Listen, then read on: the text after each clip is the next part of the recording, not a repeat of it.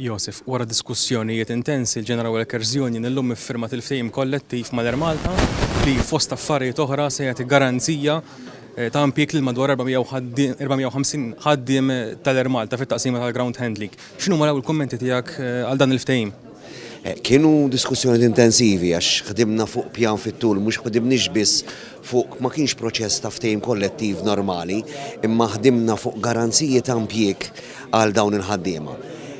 Argumentajna u ddiskutejna u irbaħna li l-maġġoranza assoluta ta' dawn il-ħaddiema minn part-time ħajqilbu full-time. Garantixxejna take-home pay tagħhom, garantixxejna wkoll li f'każ ta' privatizzazzjoni daw il-ħaddiema jkollhom dritt li jażlu jekk jibqgħux mal-kumpanija jew marru lura biex inserħulhom moħħ ukoll. Barra hekk garantixxejna il-kundizzjonijiet li għandhom palissa u tejjibna fuqhom barra żidiet ta' 19.5% li kienu ġa mħabbrin, diversi kundizzjonijiet oħra marbutin mal-impjieg ġew irfinuti u ġew imtajbin.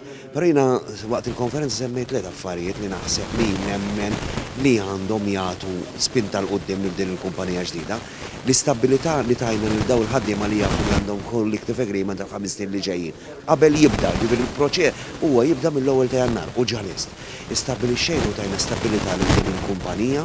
L-iktar ħaġa għażiża għalina li tajna garanzija ta' impjieg u stabilità lil dawn il-ħaddiema li ilhom għal snin twal ma jafux se jiġri minnhom. U llum il-ġurnata għada daw il-ħaddiema ħajqumu filgħodu jafu li mill-5 snin li ġejjin jafuż-żidiet tagħhom, jafu l-kundizzjonijiet tagħhom, jafu kif ħajjaħdmu, jafu sibna qbil mal-flessibilità u l-mod li kif ħajopera f'dinja globalizzata, imma tajna l-garanzija biex nserħulhom moħħhom u tajnihom motivazzjoni għax dawn in-nies iridu jaħdmu, jridu jaraw li din il-kumpanija tikber u jkunu l-pajonieri huma li jagħmlu din il-kumpanija strateġika importanti għal Malta.